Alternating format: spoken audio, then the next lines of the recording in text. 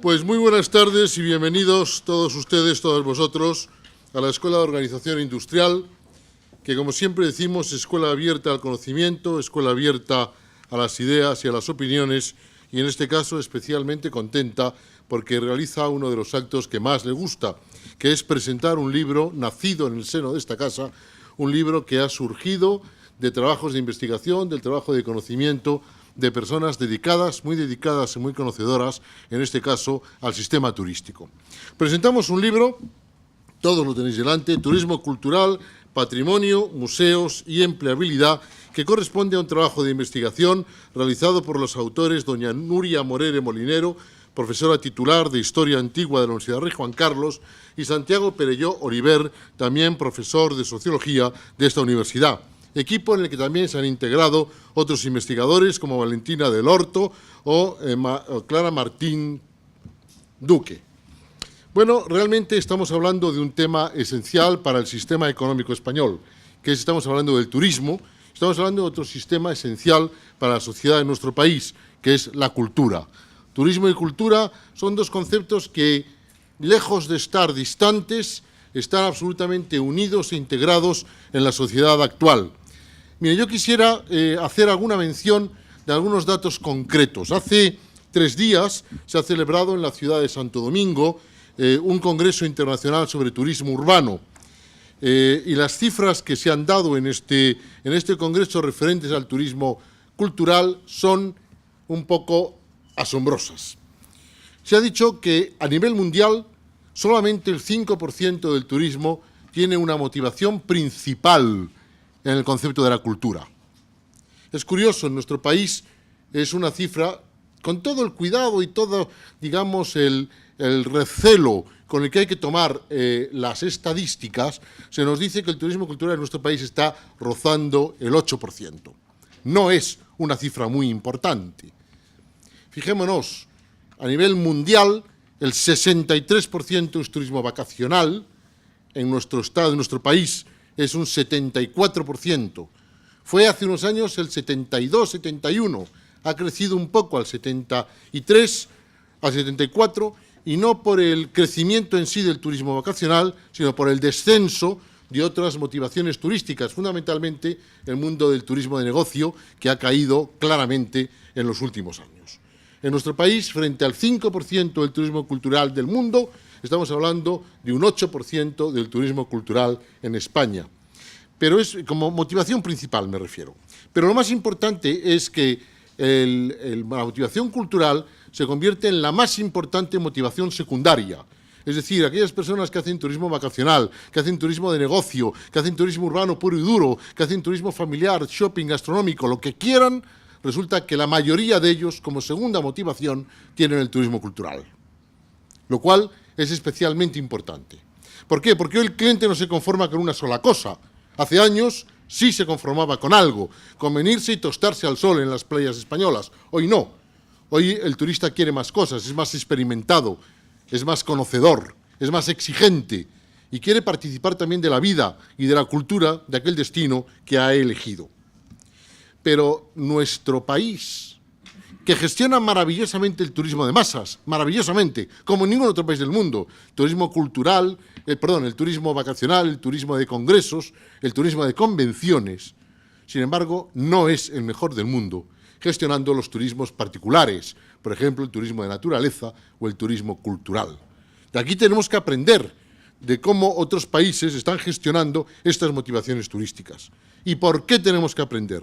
Pues miren, porque tenemos un recurso cultural muy complejo en nuestro país, muy difícil. Y la causa fundamental es que, de manera mayoritaria, el detentor del recurso turístico no está al servicio del sistema turístico. Por ejemplo, y sin estar dentro de palabras ocultas, el gran detentor del recurso turístico en nuestro país es la Iglesia. Y sin embargo, la Iglesia no está al servicio del sistema turístico.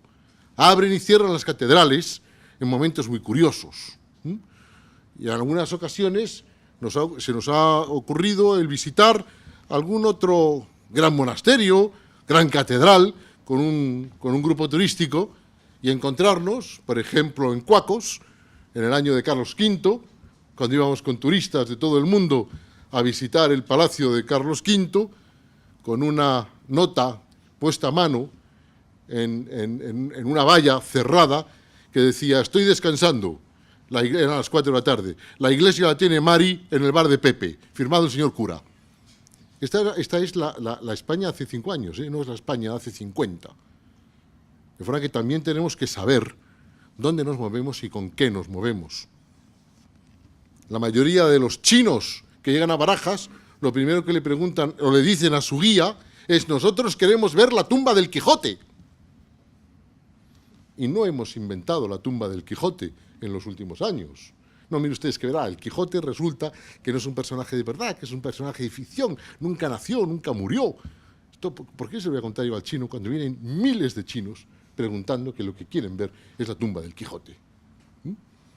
El turismo cultural tiene una repercusión social y económica muy importante. Social, representa la tradición, la cultura, la esencia, los genes de un país.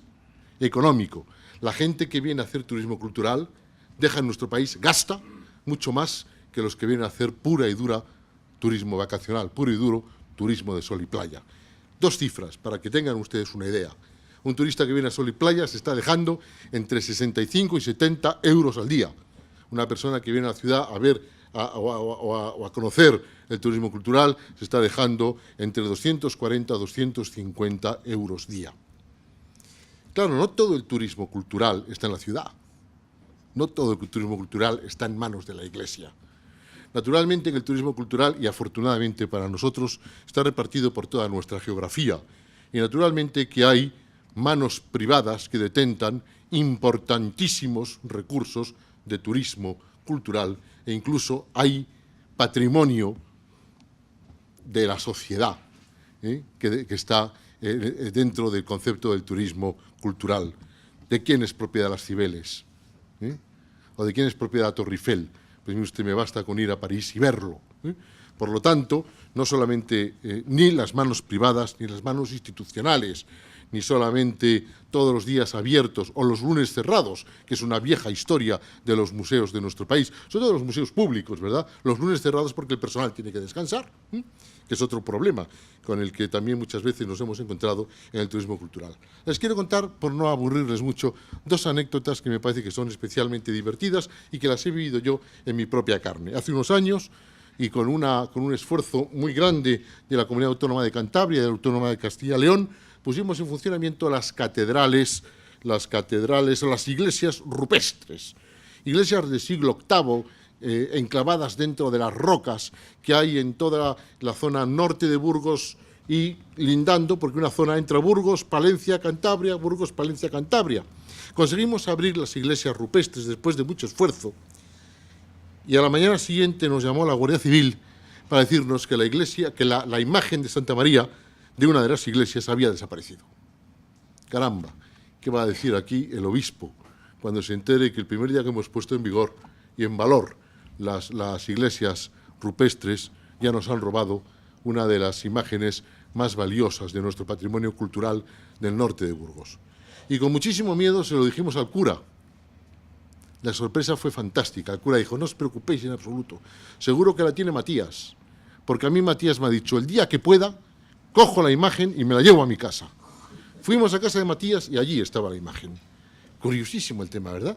Dice, al final la gente hace suya, porque ha nacido en los lugares, ha vivido determinadas tradiciones, ha tenido determinadas fe o fiestas o genética que ha heredado del lugar donde ha estado, y que ese elemento cultural lo ha hecho suyo. Me parece realmente precioso. Y la otra anécdota que también he vivido fue en las cuevas íberas de Alpera. Resulta que nosotros tenemos declarados Patrimonio de la Humanidad las cuevas íberas, que suponen el denominado marco del Mediterráneo, que van prácticamente desde Tarragona hasta Almería, pasando por Albacete, donde están las iglesias, las imágenes y las pinturas rupestres íberas, pues de las más importantes. Y resulta que un amigo mío que es de Alpera que es uno de los que han vivido ahí toda la vida, cuando yo he dicho, oye, quiero ver las pinturas de la cueva, de las cuevas de Alpera, me dice, no puedes verlas porque ahora están cerradas. Dice, bueno, en realidad llevan cerradas con una valla que hemos puesto ahí desde hace ya 15 años. La llave está en el ayuntamiento. Si la pides, puedes ir, abrirlas, verlas. Pero mira, yo te las puedo contar. Porque cuando yo era pequeño, íbamos allí con un cubo de agua. Entonces echábamos el cubo de agua a las imágenes para que saliera la luz, para que saliera el color. ¿Hacíais eso?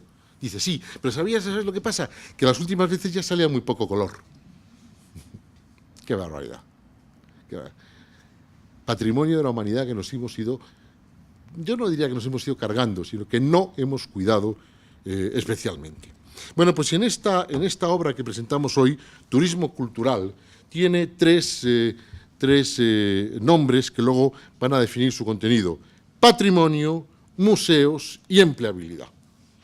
Fíjense que parece que no son la misma cosa. Patrimonios y museos todavía podríamos pensar que tienen un cierto sentido común, pero aquí hay patrimonio, museos y empleabilidad. ¿Qué pinta la empleabilidad? Bueno, pues pinta la empleabilidad algunos elementos esenciales. El 9,56% de nuestra población activa está empleada en turismo. Es el primer empleador de la mano de obra de nuestro país, quitando la administración pública. Lo ha sido desde el año 1959 de manera ininterrumpida y creciente. Supone el empleo de 1.600.000 personas. Supone que estas personas están generando el 12% de nuestro Producto Interior Bruto y que curiosamente están recibiendo el 8% del salario nacional. ¿Qué representa esto? Que las personas que trabajan en turismo están peor pagadas respecto a lo que generan para el país que otras personas que aportan mucho menos al país y que, sin embargo, cobran mal.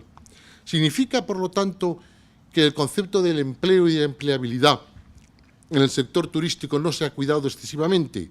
La respuesta es sí, significa eso. Significa que, curiosa, y absurdamente, nuestro país no ha girado sobre el concepto del turismo como tenía que haberlo hecho, teniendo en cuenta que desde el año 1959 es la primera cuenta de nuestra balanza de pagos, es nuestro mayor contribuyente al Producto Interior Bruto, lo ha sido por encima de cualquier otra actividad del sistema, excepto en los años famosos de 2007 y 2008, que la construcción igualó al turismo con el 12% del Producto Interior Bruto, nunca llegó a superarlo, sí también en mano de obra, también estaban peor pagados aquellas personas que la gente del turismo. Y que también en unos años duros para la economía española, y no me refiero a estos 2 o 3 últimos que estamos pasando, sino en años duros anteriores, desde el año 1959 en adelante, el turismo ha sacado las castañas del fuego en este país. Y todavía sigue habiendo mucha gente que piensa que el turismo es eso de las suecas en bikini paseando por las playas, lo cual es un error histórico que terminaremos pagando, porque resulta algo espectacular que otros países que han apostado por el turismo como un sistema económico están subiendo, y nuestro país, que ha apostado como un sistema de ingresos y no como un sistema económico, se está manteniendo. El informe 2020 de la OMT dice que España, que es el tercer destino turístico del mundo, fue el segundo en el año 2002 y 2003, después de que Estados Unidos se cayó por el efecto de las Torres Gemelas y que se anularon todos los viajes internacionales a Estados Unidos con una enorme crisis de las líneas aéreas, pues resulta que nosotros pasamos a ser el segundo destino turístico. Sin embargo, en este momento somos el cuarto destino turístico del mundo, porque ha habido alguien el año pasado que nos ha pasado ya de largo y que nos va a seguir pasando de manera impenitente, que es el mercado chino. Pero de nuevo estamos ante las estadísticas y ante la falsedad. Somos el segundo destino turístico del mundo. ¿En qué? En número de turistas internacionales. Somos el primer destino turístico del mundo en número de habitaciones hoteleras ocupadas. Somos el quinto destino turístico del mundo en divisas. ¿Y esto qué quiere decir? Que somos más baratos que otros países de nuestra competencia. Si somos el segundo en número de personas que vienen a España y el primero en tiempo que las personas están en nuestro país, ¿cómo somos los quinto en divisas? Porque somos más baratos. Porque es más barato el destino, cualquier destino de sol y playa, que cualquier destino urbano de negocios o cultural. Damos las gracias muy especialmente en la presentación de este libro a las personas que han trabajado en él. Nuria, muchísimas gracias. Haz de llegar estas gracias también a Salvador Perelló, que se está peleando con una gripe que le tiene en cama. Pero también quería dar las gracias a alguna persona de esta casa, como en concreto a Eduardo Lizarralde o a Enrique Ferro, que nos han ayudado a llevar adelante esta publicación. Pero de todo lo más curioso que presentamos hoy es, y ahí me quiero no extender, pero sí dedicar algunas palabras muy concretas a la figura de nuestra presentadora principal. Nuestra presentadora principal, Lourdes Moreno, muchísimas gracias por estar aquí, es la directora del Hotel Guggenheim, perdón, del hotel, ya fíjense cómo estamos en la deformación profesional, del Museo Thyssen de Málaga. Estamos también muy acostumbrados a que los grandes museos estén en las grandes ciudades. El Museo del Louvre en París, el Museo del Prado en Madrid. Y estamos también hablando en Madrid de esa trilogía maravillosa, de ese triángulo maravilloso del arte, ¿no? El Museo Thyssen, el Museo del Prado y el Museo por Dios, Reina Sofía. Fíjate, se me había olvidado ese nombre, curioso. Bien. Entonces, y en extrañas ocasiones encontramos museos importantes fuera de las grandes capitales. Málaga, y permíteme que hable de Málaga un minuto antes de hablar del Museo Thyssen. Málaga, yo creo que Málaga es una ciudad completamente distinta en los últimos 10 o 15 años. Ha habido una revolución en la ciudad, una revolución que va desde la construcción de su pequeño Guggenheim, que es el Palacio de Exposiciones que ustedes conocerán en Málaga, la comparación típica de esa fachada un poco peculiar que le semeja a algo de Bilbao, pero sobre todo dos museos que han hecho un poquito la revolución cultural de la ciudad de Málaga. Por un lado el Museo Picasso y por otro lado el Museo Thyssen. El Museo Picasso ya hace unos años, el Museo Thyssen de más reciente creación en Málaga. Thyssen es, por decirlo de una determinada manera, nos recuerda muchas cosas, ¿verdad? Nos recuerdan, cuando yo era pequeño, Thyssen, y no tan pequeño, eran tecnología, además de ser arte. Thyssen era lujo, además de ser arte y tecnología. Thyssen era exclusividad. Hoy la verdad es que Thyssen se relaciona con el mundo de la cultura, se relaciona con el mundo de los museos, se relaciona con el mundo de la avanzadilla, es decir, de ir un poquito más allá, de pensar en el futuro. Por lo tanto, estamos absolutamente felices de que la directora de Thyssen de Málaga nos acompañe en 3 ocasiones. Hoy en Madrid, dentro de unos días en Sevilla y para Colofón en Málaga, presentando también este libro. Han colaborado en el trabajo de investigación y de campo que se ha hecho para llevar adelante este trabajo de investigación que hoy presentamos y, sobre todo, lo más importante, representa un nombre extranjero. Y esto da mucho de transculturalidad, de globalidad, representa una de las muestras más importantes de arte y de cultura en nuestro país. Por eso le damos especialmente las gracias también a la directora por habernos acompañado. Sin más, Lourdes, el auditorio es tuyo. Muchas gracias. Bueno, en primer lugar,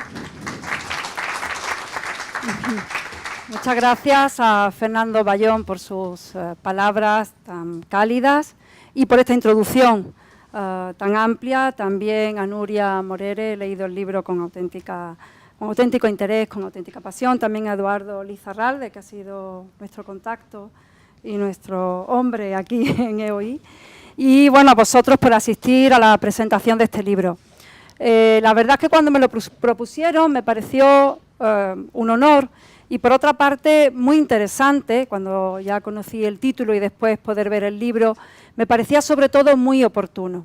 Muy oportuno una mirada, una profundización y un diagnóstico con un trabajo de campo importante sobre lo que es las entrañas de los museos, sobre cómo se funciona por dentro, sobre cómo es su trabajo y sobre todo esa visión que hasta ahora, siempre cuando se habla de los museos, se ha tenido muy en cuenta lo patrimonial, la conservación, el estudio, la investigación. Paulatinamente eso ha ido desembocando en una mayor atención hacia el público, hacia los asistentes de los museos, que son también otro de los grandes protagonistas junto a las obras o al bien con el que se comunica y con el que se trabaja. Y, por último, en este libro sí se hace esa mirada sobre el potencial, tanto económico como de aportación que tienen los museos al turismo cultural que, como los autores también comentan en el libro, en un principio aparece dividido incluso profesionalmente en dos grandes ámbitos, por un lado el turismo, por otro lado la cultura, pero quizás en un país, bueno, Fernando ha hecho una introducción bastante rica y aproximada, en un país que yo creo que ha vivido el hecho turístico un poco como avergonzado, sabiendo que era importante, pero no dándole la importancia que realmente tenía, probablemente porque era algo que recibíamos sin haber hecho en un principio demasiado esfuerzo, tanto en infraestructura como en soporte, para primero recibirlos y luego para sostenerlo. Yo creo que en estos momentos en los que la crisis significa más un cambio y una reflexión, es muy importante volver la mirada hacia una de nuestras industrias más importantes, hacia uno de los ejemplos que venden marca España y que llevan la imagen de nuestro país. Para presentar, esto supongo que va así, ¿no? O allí, ¿no? A ver. A ver.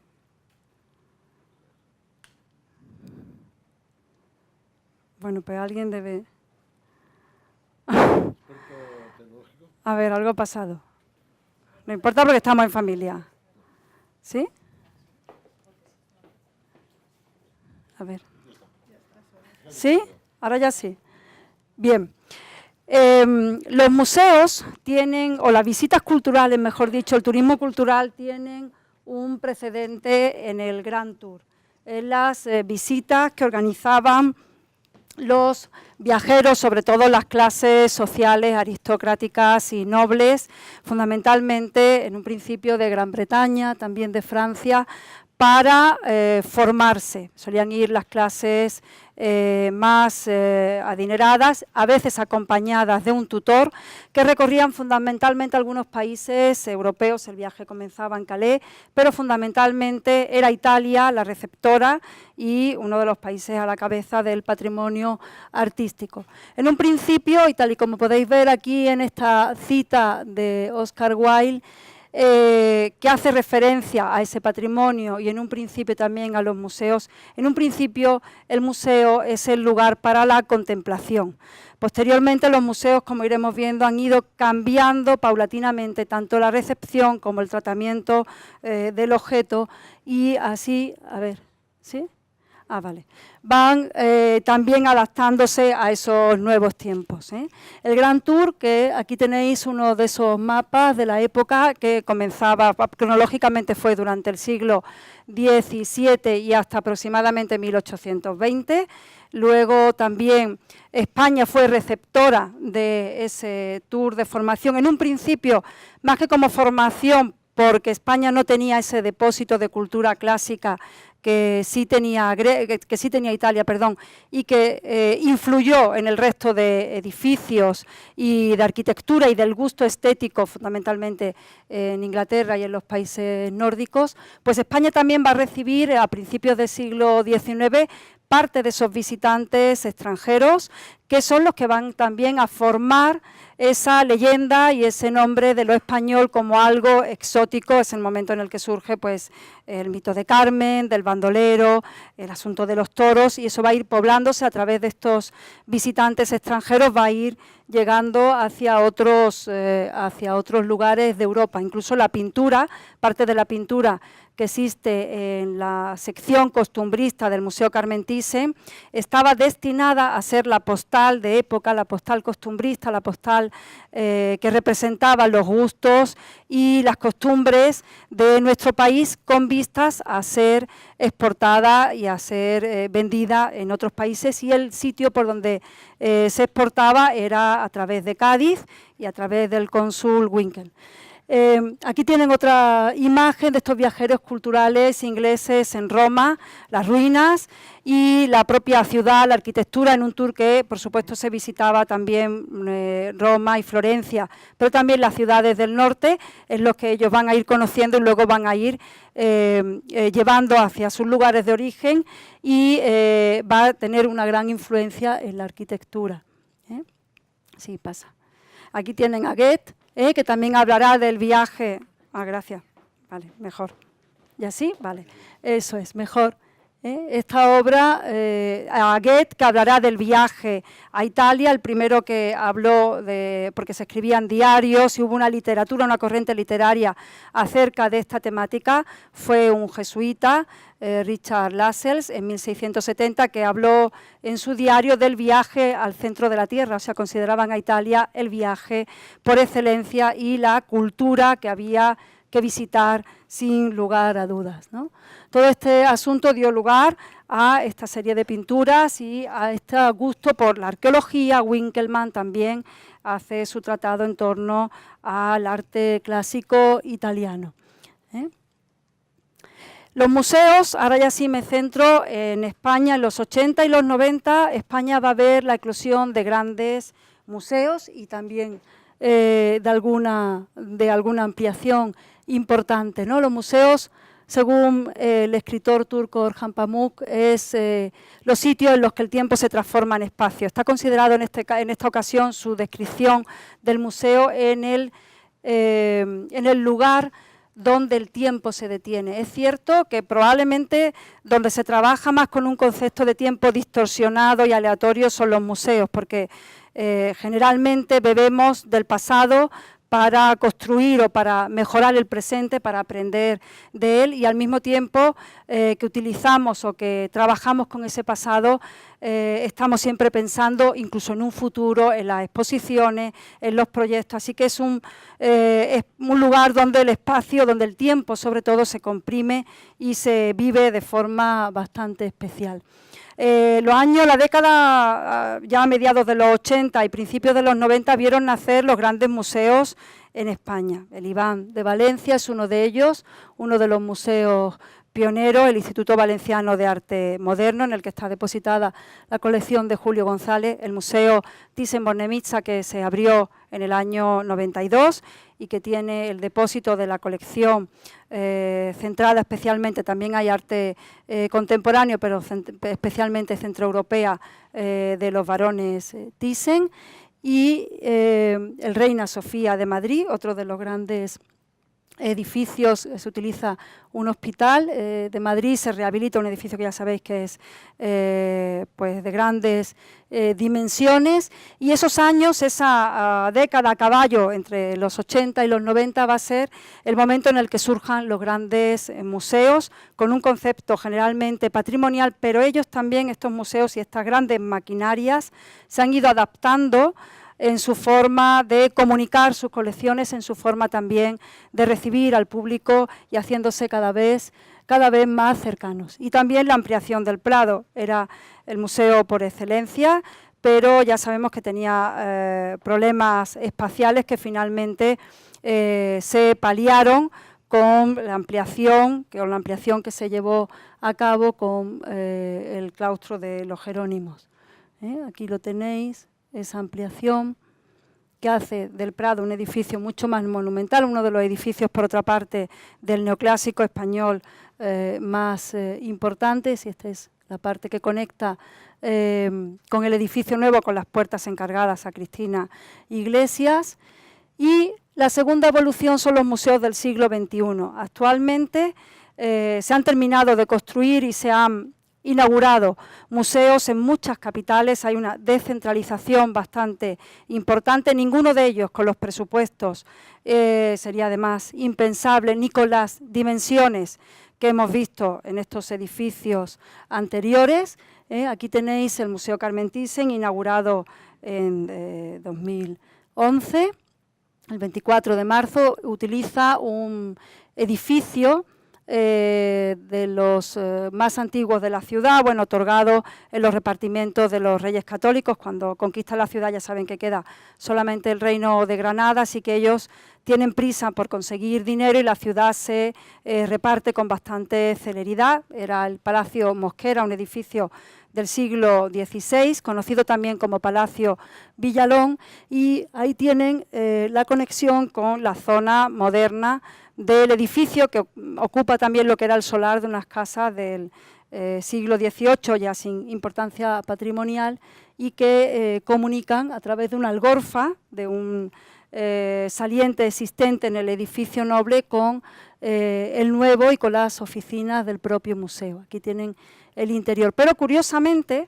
tal y como ha dicho antes Fernando, Málaga es cierto que ha cambiado mucho en los últimos tiempos. No solamente está el Museo Carmen Thyssen, el Museo Picasso abrió sus puertas en 2005, igual el CAC, el Centro de Arte Contemporáneo, y junto a ellos una serie de pequeños museos casi satélites, ¿no?, con otras temáticas y con otras tipologías de estas apuestas más sólidas o más fuertes. Sí es cierto que hay, además de este museo que se abre en 2011, una serie de museos que se han abierto en este mismo año. Bueno, aquí tenéis otra visión de la sala del museo, exactamente es la sección de arte del cambio de siglo, de la primera parte del siglo XX, finales del siglo XIX y principios del XX, una de las partes más heterogéneas de la colección Carmen Thyssen. Pero hay también una serie, este es un poco anterior en su cronología de apertura, pero también abarca los primeros años.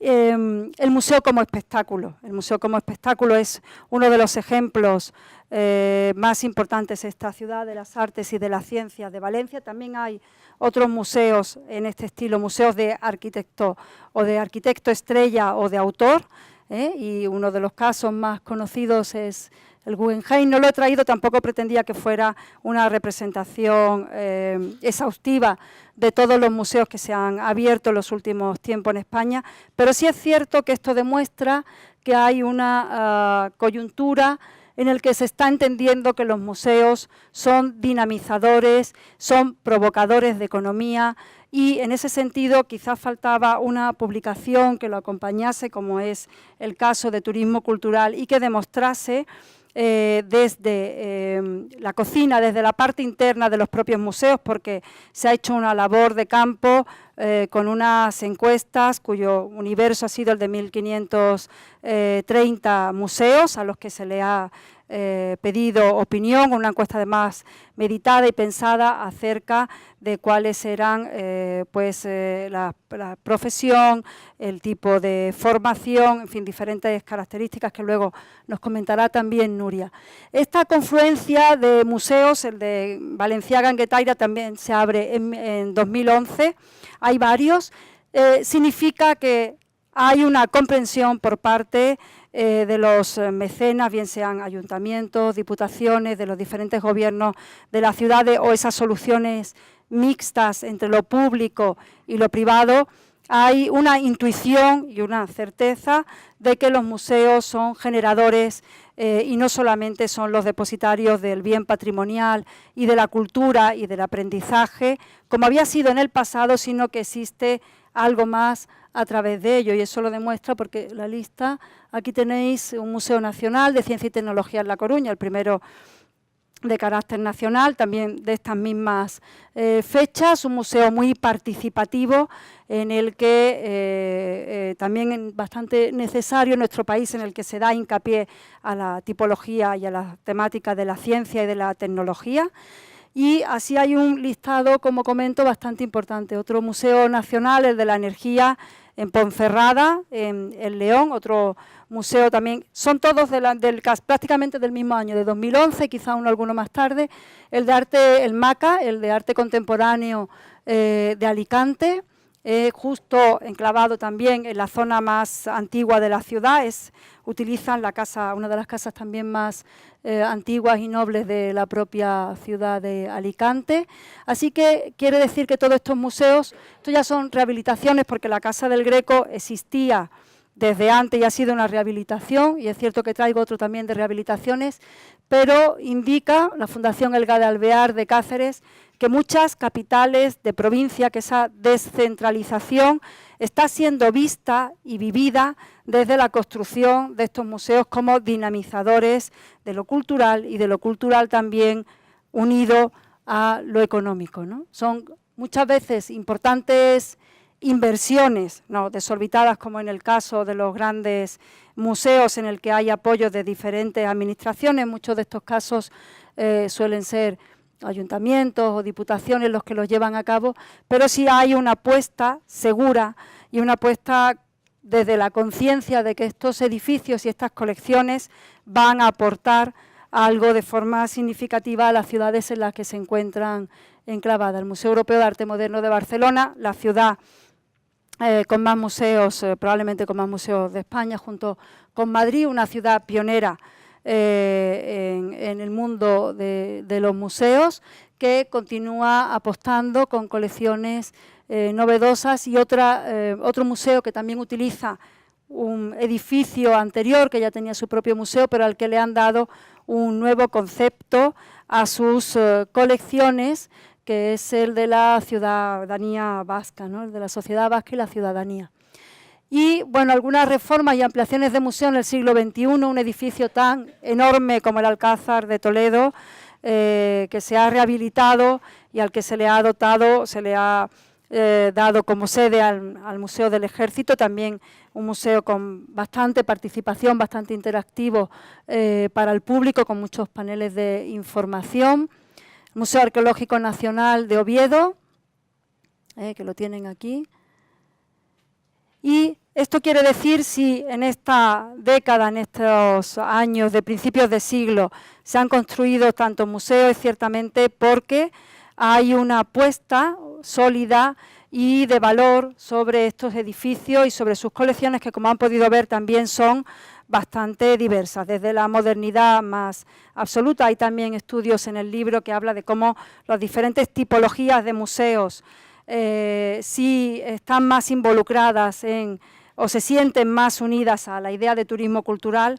Me ha sorprendido mucho, eso si no se lo he comentado a Nuria, no ha habido tiempo, cómo los grandes museos precisamente que no reciben los que tienen más de 500.000 visitantes y que no son precisamente residentes, sino que son población visitantes de fuera, son los que menos se creen que forman parte de la industria cultural, probablemente porque esos grandes museos, me pregunto, probablemente porque esos grandes museos sienten también una idea del museo un poco enclavada, no sé si en el pasado o en un momento diferente, al llevar un cúmulo de historia y de pozo. Eso hace que te ancle también en otros parámetros y que lastres otro tipo de opinión, porque sí es cierto que el mundo de los museos está cambiando y se ha pasado a ser no solo el lugar de conservación de unas piezas o el lugar de conservación y el lugar del conocimiento, sino el lugar donde el público pasa a ser protagonista, donde el público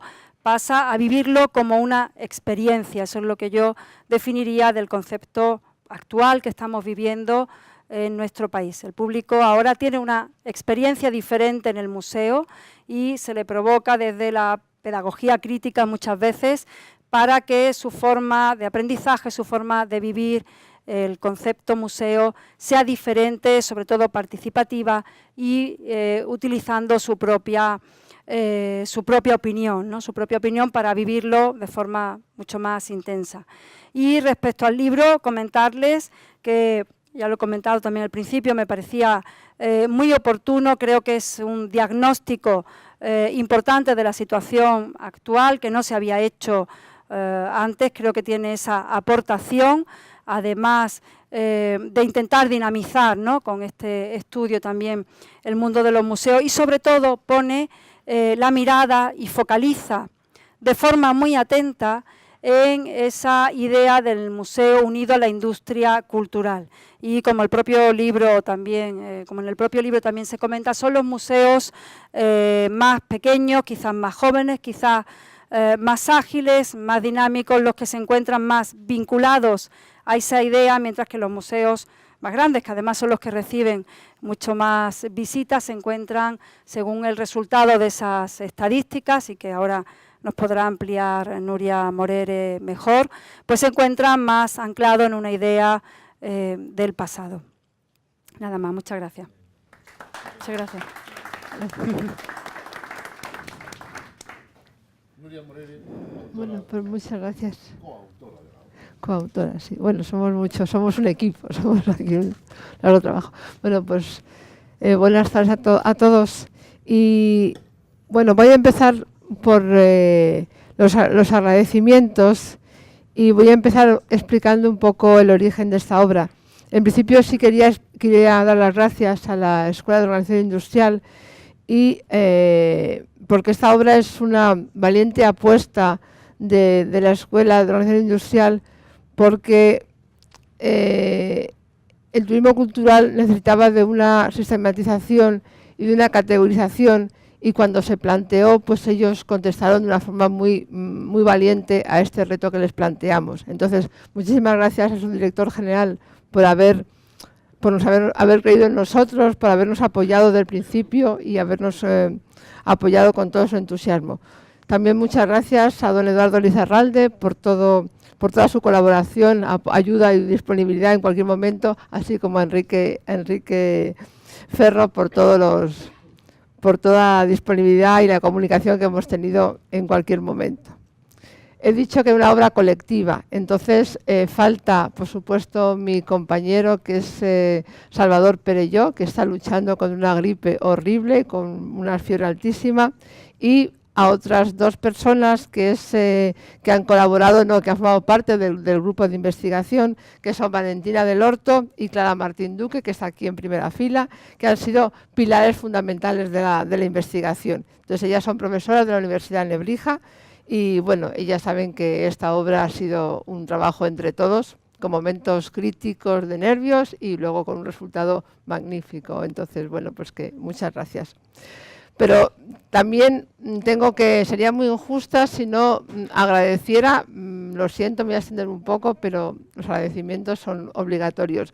Nos han expuesto por tema de metodología en la obra, pero es una obra que se basa en una investigación social y, por lo tanto, hemos contado con muchísimos colaboradores que han participado tanto en los grupos de discusión como en las entrevistas que hemos tenido que llevar a cabo para crear esta base de investigación y estas fuentes de información.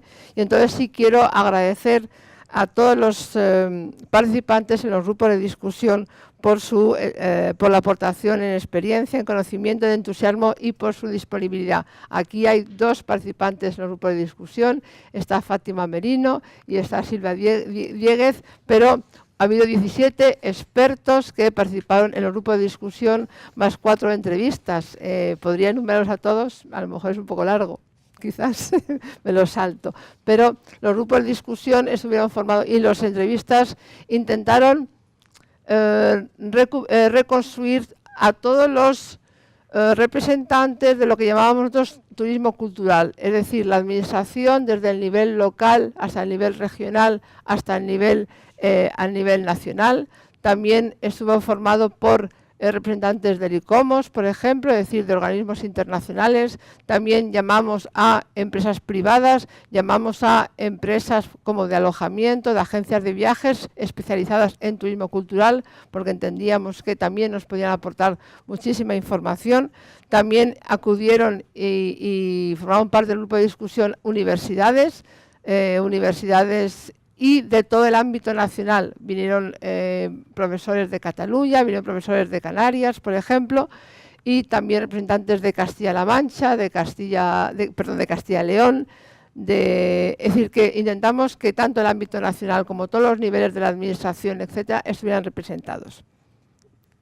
Es un poco más luego de consultoras, etcétera. Pero vamos, no voy a enumerar los nombres. A todos ellos muchísimas gracias y a los dos presentes también muchísimas gracias por haber venido aquí y por participar. ¿Qué objetivos tenía este libro? Este libro tenía como objetivo estudiar el turismo cultural, es decir, la organización del turismo cultural, a través de sus actores y todas las dinámicas que el turismo cultural podía generar. Y el argumento y el pilar fundamental para analizarlo iba a ser el empleo. ¿Por qué? ¿Por qué escogimos ese tema? ¿Por qué escogimos ese tema? Partíamos de una situación muy concreta. Partíamos de que en España, por una parte, teníamos unos recursos culturales, patrimoniales, los museos en concreto, pero estos recursos culturales estaban siendo aprovechados y este sector cultural estaba siendo aprovechado por el sector turístico, pero entre ellos no había ninguna comunicación, simplemente un aprovechamiento. Y mientras que el sector cultural, más bien de ámbito público y con financiación pública, estaba siendo aprovechado por un sector turístico, más bien de forma privada. Entonces queríamos ver cómo esos dos sectores tan independientes podían conjuntarse y podían unirse en creando una categoría que era el turismo cultural, porque todos practicamos turismo cultural, pero queríamos analizar qué dinámicas se estaban creando, se estaban germinando en el turismo cultural. Este famoso turismo cultural que había nacido en los años 80, que había creado dinámicas, pero que no había creado realmente estrategias, y esas estrategias en las que faltaban. Por otra parte, el momento era ideal, porque, como ha comentado Fernando Bayón, las cifras de turismo cultural son muy interesantes. Es el turismo que permite sustentar o fortalecer la situación actual turística, pero por otra parte, a nivel del empleo y a nivel de cómo estamos viendo el turismo, pues es verdad que hay un replanteamiento del sector público. La crisis está haciendo que el sector público se replantee algunas estrategias hacia el sector privado, y por otra parte, a nivel de formación, en este momento, en el mundo universitario, la formación universitaria está llegando al grado, es decir, a la formación de grado, la convergencia europea, incluso los estudios de turismo. De alguna forma, en este momento, toda la formación universitaria se ha homogeneizado en grados, y entonces el turismo también era homogéneo, equivalente a el graduado en historia, el graduado en arte, el graduado en humanidades o el graduado en otro ámbito. Con lo cual, es el momento ideal para ver cómo estas formaciones entraban en el ámbito del turismo y del turismo cultural. Por eso nos parecía que era un momento fundamental para estudiar el turismo cultural.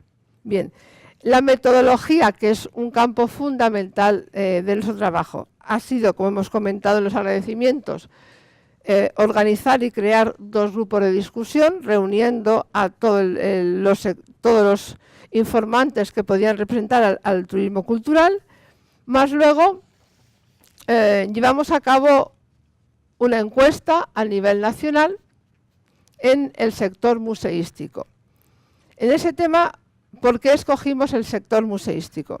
Escogimos el sector museístico por varias razones. En primer lugar, la primera razón es porque el sector museístico son los grandes atractivos turísticos que existen actualmente. Es decir, los grandes elementos patrimoniales que se visitan son los museos. Todo el mundo sabe que el Museo del Prado recibe más de 1 millón de visitantes en las grandes capitales. Es decir, que teníamos muy claro que los museos reciben la mayor demanda.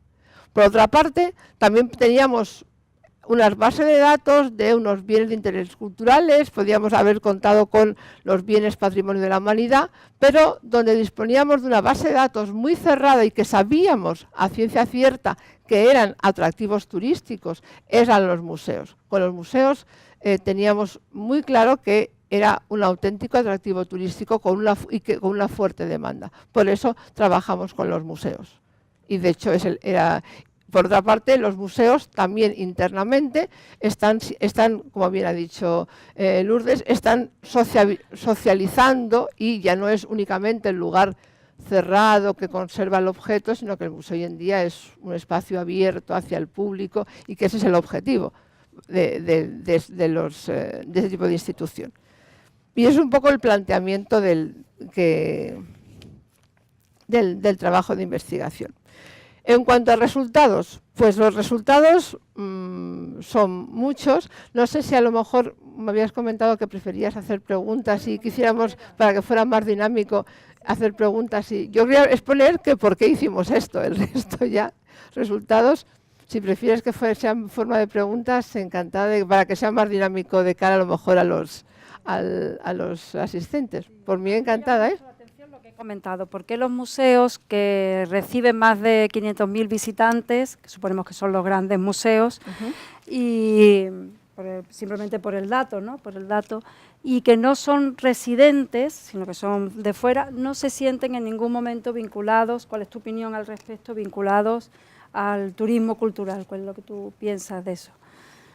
Pues en el tema justamente de museos, ese fue uno de los resultados más curiosos, es decir, más interesantes, porque uno de los pilares justamente fue el análisis de los museos como gran segmento. Entonces llegamos a, los analizamos como con dos objetivos muy claros. El museo en relación con su destino, es decir, el museo en relación con su tipología, el museo en relación con los segmentos, y luego el museo cómo se percibían ellos mismos. Entonces el museo nos salió una segmentación de pequeños museos, medianos museos, grandes museos, y luego cada uno, los museos pequeños se comportaban de una manera, los museos medianos de otra manera y los museos grandes de otra manera. Y como dices tú, cada uno de estos segmentos tiene unos comportamientos turísticos de lo más particular y de lo más peculiar. Es decir, que no se podía hablar, los museos son turísticamente así. Entonces los museos, por ejemplo, los museos pequeños son los que más nos contestaron, con lo cual se puede deducir que son los que más turísticos se sienten, por una parte, es decir, que tenía muchas más ganas de decir, bueno, es un estudio de turismo, entonces voy a estar más motivado, estoy muy motivado, voy a contestar. En cambio, los museos muy grandes, que el turista los percibe como muy turísticos, todo el mundo va al Prado, todo el mundo va al Thyssen, todo el mundo va a Reina Sofía, y sin embargo internamente la percepción del trabajador y del responsable del museo no es realmente de que es un atractivo turístico. Es decir, hay un mundo museístico interior que es distinta a la percepción que tiene el visitante. Y esa contradicción es fascinante, porque es una contradicción que a largo plazo no es sostenible, seguramente. A largo plazo habrá que ir analizando. Pero al mismo tiempo analizamos, eso fue de cara al exterior, y de cara al interior vimos justamente cómo ellos podían resolver sus contradicciones. Porque veíamos que les preguntamos, ¿ustedes cómo se sienten posicionados como atractivo turístico? Y curioso, muchos museos no se sentían, nada más que un 51% no se sentía posicionado como atractivo turístico. Y entonces les preguntamos, ¿y qué podemos hacer para que ustedes se posicionen? Y entonces, en cambio, los grandes museos sí que estaban dispuestos a crear un departamento de turismo cultural, con lo cual sí que había una cierta flexibilidad interna. Es decir, que ellos mismos se daban cuenta, en los grandes museos, por ejemplo, los grandes museos, los pequeños, en cambio, no querían crear departamento de turismo cultural, porque a lo mejor son pequeños y no tenían esa opción, porque no hay opción de crear muchos departamentos. Pero los grandes museos, que sí que tienen la opción, a lo mejor no se sentían como atractivo turístico, pero sí que querían, decían, pues a lo mejor no lo somos, pero hay que hacer algo, porque vienen muchísimos y nos visitan muchos turistas, vamos a ver qué ocurre y qué podemos hacer. Entonces, esas contradicciones, ellos mismos se daban cuenta de ellas.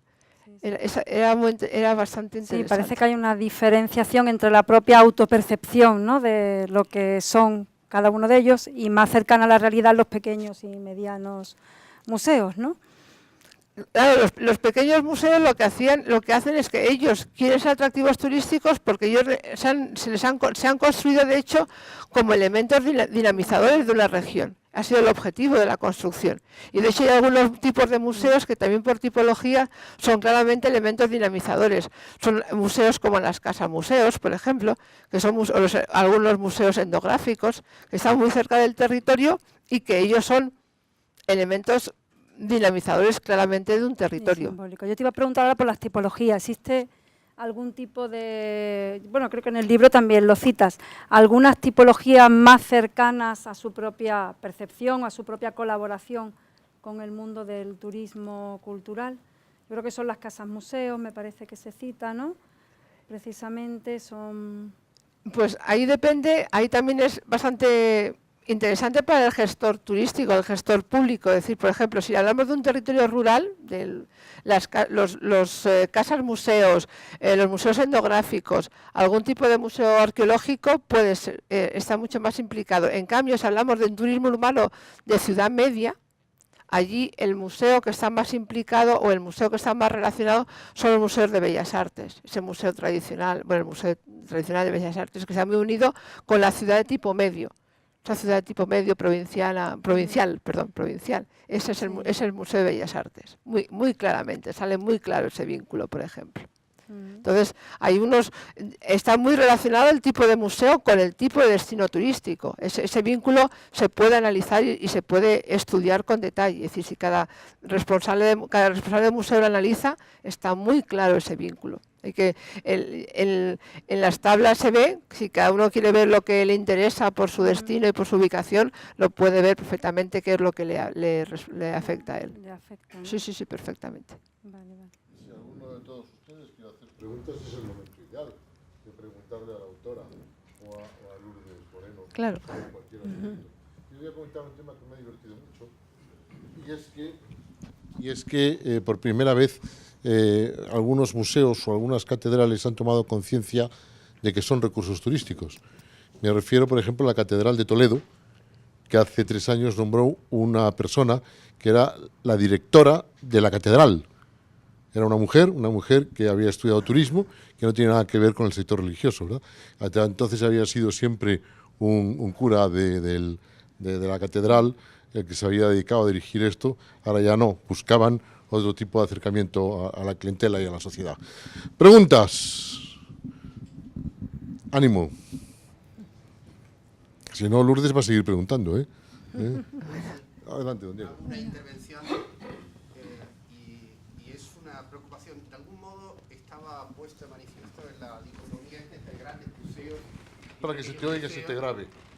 Entre grandes museos y pequeños museos en cuanto a su percepción como parte de la actividad turística. Yo tengo la sensación que la cultura en mayúscula, los grandes museos son evidentemente eso, los teatros de la ópera, digamos, tienen un cierto ensimismamiento. Esto es, son actividades que si generan empleabilidad o generan flujo económico, lo generan de modo indirecto. De hecho, son grandes ruinas desde el punto de vista de la estructura de negocio. Quiero decir, tienen unos grandes costes y no generan los ingresos adecuados a esos costes. Y esto es una realidad. Ni generan el empleo directo vinculado al coste que ello supone. Y es porque el valor intrínseco de la cultura con mayúscula, es tal que los gestores entienden, oye, es que el valor de la conservación de estas obras de arte o de la contemplación de estas obras de arte no es equiparable a ninguna cuenta de negocio o a ningún análisis de carácter económico. No sé si eso tiene que ver con la relación, que puede ser un poco forzada, entre institución museística o de conservación del patrimonio y generación de atractividad turística, que es una generación indirecta, pero no es en sí mismo una función directa. O sea, la función es simplemente la contemplación del arte que no, entre comillas, no tiene precio, que es una, no sé si es un vicio o una virtud del mundo cultural en mayúsculas. Bien, hombre, en principio, claro, por supuesto, así se ha entendido siempre, que la cultura no tendría por qué tener un valor económico, está claro. También es verdad que los museos tienen una tradición desde el siglo XIX, pero lo que ocurre es que ahora pues se está pidiendo que los museos no es que se autofinancien, pero que generen recursos propios. Entonces, con esa contradicción es con lo que estamos. Y de hecho, en la parte que se refiere a la empleabilidad, o sea, a qué formaciones tiene que haber o son más adecuadas en los museos, sí, es muy interesante cómo vemos que sigue siendo mayoritariamente los grados en historia, en historia del arte, humanidades, como siempre, muy tradicional. El turismo empieza a tener su buena percepción, que eso es muy interesante, pero como, por ejemplo, administración de empresas, que es si hay que generar recursos y hay que buscar fondos y hay que gestionarse, no como una empresa privada, pero bueno, si está pidiendo al museo que se gestione un poco, que busque fondos, a lo mejor sería interesante. Como administración de empresas es lo peor de lo peor, no tiene ningún valor. Y como todavía el museo es el mundo de la historia del arte, el mundo de las humanidades, el mundo de... Entonces, pero bueno, efectivamente, lo que pasa es que la tendencia ahora, que no hay recursos públicos, es que los museos tienen que moverse hacia algún lado. De hecho, no, pero el museo del... No, pero... ese desafío, no ya el pequeño museo que tiene que sobrevivir y equilibrar con todas sus cuentas, sino una gran institución que presente un balance que diga, bueno, este balance por encima del flujo indirecto, por encima del efecto sombra, por encima de la atractividad indirecta en sí mismo, es un balance equilibrado entre el volumen de recursos que manejo y el inducido de actividad de todo tipo que genero. Hay ejemplos clarísimos de lo contrario de lo que tú estás diciendo. No, mira, tú has dicho que, tienes toda la razón, que un gran museo o una gran palacio de la ópera tienen dos valores. El valor de lo que tiene dentro del arte, de la cultura, y luego un valor indirecto, que es el valor como recurso turístico que la gente lo va a mirar. Que ambas cosas tienen que tratar de convivir, de balancearse, porque suponen ingresos, lo han dicho muy bien los ingleses, suponen ingresos, capacidad de reformas en los establecimientos, etcétera. Aquí ha habido ejemplos de algún director muy famoso, de algún museo muy famoso, posiblemente el museo más famoso de Madrid, que ha considerado que el turismo era lo más malo que le podía pasar al Museo del Prado. Lo más malo del mundo. Y entonces, chacachas, cerraba las puertas a los agentes turísticos de una manera brutal. Lo otro, lo positivo. Pero lo positivo, por ejemplo... Ahora tú tienes... yo tengo, sí. En el caso de los museos Thyssen, de los dos que existen en España, en el organigrama, se ve claramente porque está dividido entre gerencia y dirección artística. O sea que hay una preocupación explícita desde la propia gestión del museo en que exista, por un lado, la cuenta de resultados, la parte económica, y por otra, la especialización del mundo del arte. No quiero decir con eso que en los casos que no lo organizan así no exista esa preocupación, no quiero decirlo, pero sí es verdad que tanto en el Museo Thyssen de Madrid como en el de Málaga existe esa diferenciación, y la persona que lleva por un lado las cuentas y la persona que lleva pues la parte artística. Así que eso denota esa preocupación, probablemente también por influencia, digo probablemente, de los propios mecenas, ¿no? Probablemente por influencia de esa formación europea y de esa formación de la familia Thyssen, ¿no? No es un caso habitual en el resto de los museos españoles. Generalmente hay un director gerente, es lo que suele haber, y a lo mejor hay una figura de un especialista económico importante, pero no al nivel de paridad, ¿no? ¿Qué pasa el micrófono que se al fondo? Ah, no, bien. Pablo.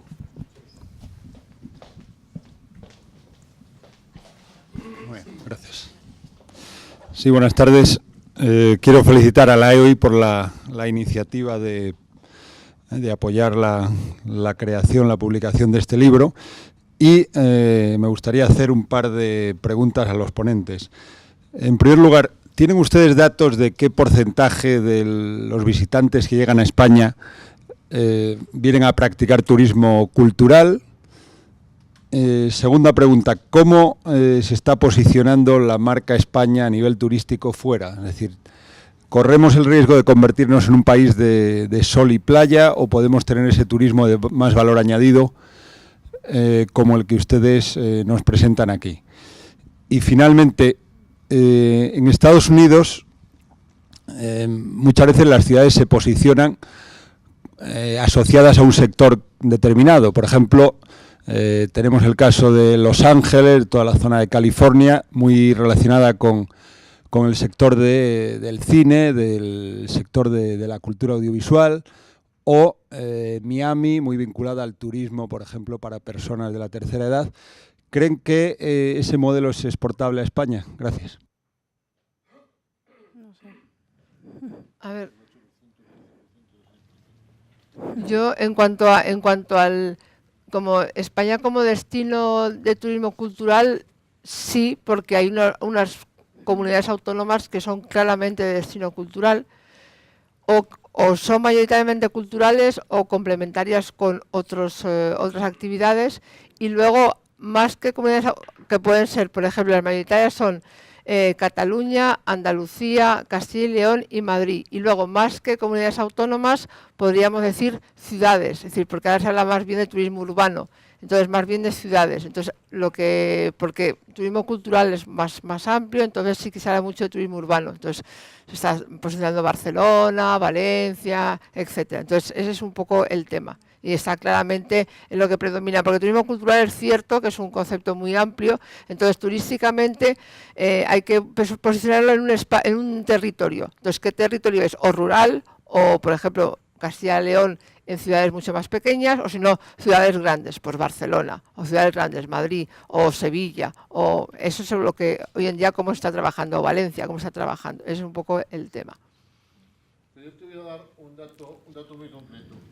La estadística del año 11, la del 12 no está cerrada todavía, dice que el 8% de los turistas internacionales que han venido a España han tenido como motivación principal el turismo cultural. De ese 8%, el 6% estaba directamente relacionado con el turismo urbano y el 2% con el turismo en zonas no urbanas. Como motivación secundaria, la cifra alcanza el 15% en nuestro país. Es decir, gente que viene a hacer otro tipo de turismo y que de paso hace turismo cultural, tendríamos que considerar entonces la cifra del 15%. Otra pregunta, al fondo.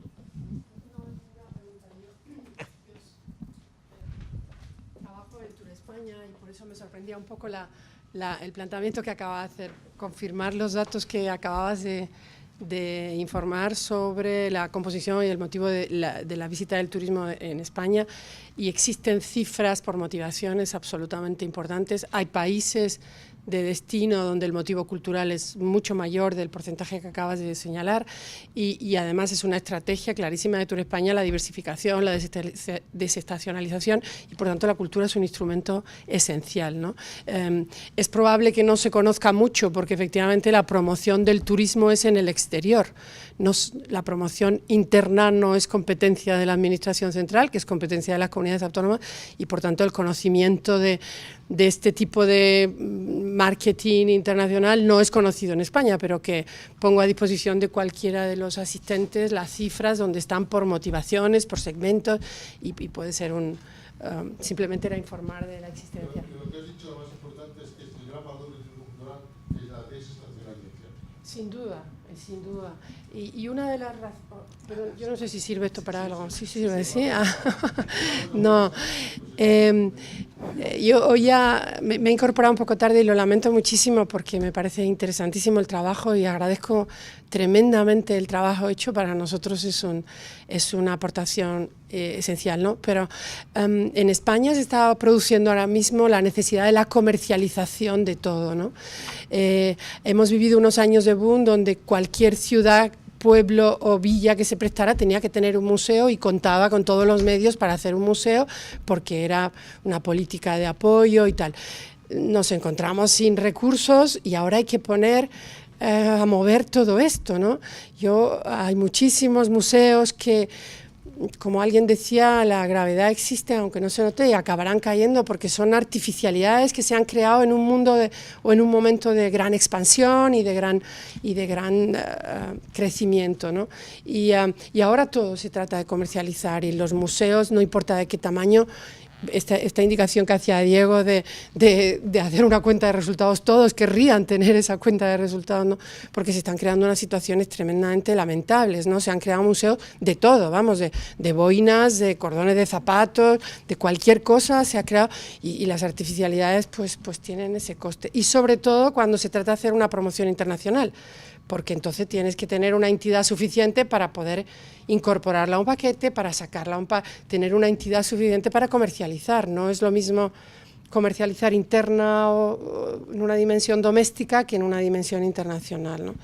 Y yo creo que vamos a pagar un poco ese coste de la dificultad de comercializar en un ámbito internacional cosas que han nacido en un contexto no más estricto, ¿no? No es por poner una nota triste, es por poner una nota un poco realista, ¿no? Gracias. Y poner a disposición de todos las cifras de Tour España, ¿no? Sí. Hola, buenas tardes. También muchísimas gracias y enhorabuena por el estudio. Mi pregunta son casi 2 aclaraciones y disculpas porque no he podido consultarlo suficientemente bien y no sé hasta qué punto está bien detallado en el estudio. Primero, en el trabajo de la encuesta y en el trabajo de campo, ¿cuáles serían los descubrimientos, por llamarlo de alguna manera, más sugestivos en lo que serían actividades de promoción que desencadenan los museos, tipo exposiciones temporales o cosas estilo? O sea, ¿cuáles serían los descubrimientos más singulares en ese área?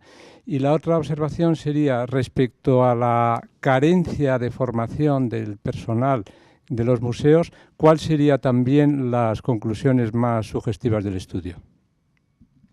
Pues en la primera pregunta de las actividades de promoción no la hemos preguntado porque no era el objetivo del estudio, es decir, que el objetivo era conocer justamente la empleabilidad y las actividades de promoción de los museos.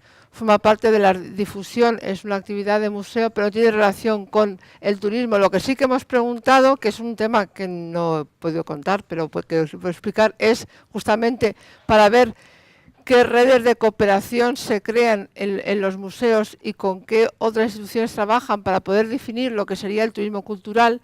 Hemos visto que los museos, además de trabajar en red entre ellos, etcétera, los museos empiezan a trabajar y colaboran con agencias de viajes o con hoteles. Hemos visto qué tipos de museos y dentro de qué segmentos, porque no todos los museos, porque eso sí que definiría lo que es el turismo cultural y la organización del turismo cultural y cómo ellos perciben el turismo. Entonces hemos visto que hay museos, los grandes museos, que son más reacios a hablar o a colaborar con agencias de viajes o con hoteles, por ejemplo, con empresas privadas dentro de un destino turístico, en el caso de los grandes museos. En cambio, en el caso de los pequeños museos, es decir, en los pequeños destinos, en el ambiente rural, sale claramente que ellos son mucho menos reacios a conectar con agencias de viajes, con empresas de alojamientos, con lo cual se crean redes ya de colaboración muy interesantes que ahí conviene realmente profundizar. En lo que no hemos preguntado es eso porque no era el objetivo del estudio.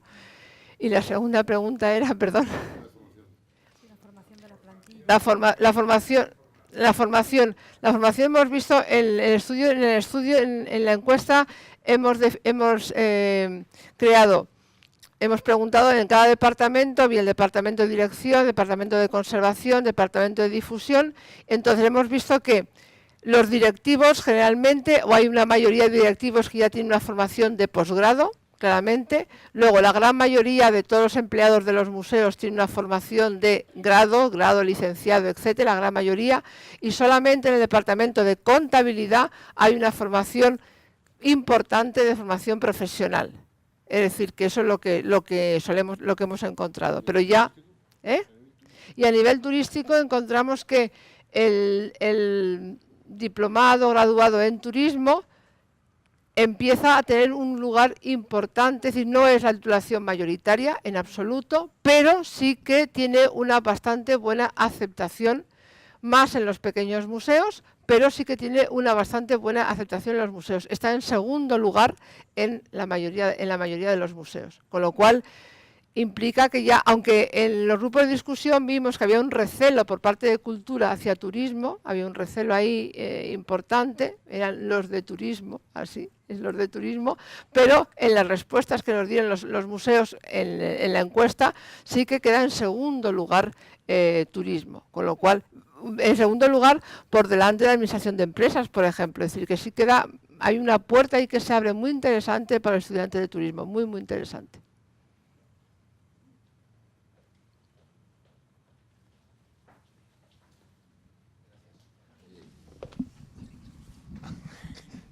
Gracias. 2 preguntas. Me ha parecido muy interesante todo lo que se dice y me gustaría darle una vueltecilla de tuerca más a algunas de las cosas. Ligando con la última cuestión, la colaboración público-privada, aquí se dice en varios lugares que parece que es muy importante y se pone el ejemplo de la Ciudad de Madrid como importante en este sentido. Sin embargo, también acabas de comentar, y también se explica muy bien, cómo esa colaboración existe mucho más en museos pequeños que museos grandes. Y ahí habría una doble reflexión a lo mejor, ¿no? Es decir, ¿por qué eso es así? Y segundo, ¿qué se podría hacer para estimular esa colaboración? Y el segundo tema, la segunda pregunta, es sobre los perfiles profesionales. Aquí se dice que cuando ha habido un gestor potente, los resultados han crecido exponencialmente, se dice literalmente. Y también se dice, por cierto, que las mujeres son mucho mejores gestores en este ámbito porque sois capaces de hacer muchas cosas simultáneamente. Pero, salvando esta pequeña anécdota, ¿qué se podría hacer también en este sentido para estimular que hubiera unos perfiles más adecuados, más orientados a la demanda? También aparecen en el estudio. ¿Qué hacer para que los profesionales de este sector no pensaran solo en términos del museo y su contenido, sino en términos más de los diferentes tipos de perfiles de usuarios que hay y cómo dar una respuesta? ¿Qué se podría hacer en ese sentido? Pues,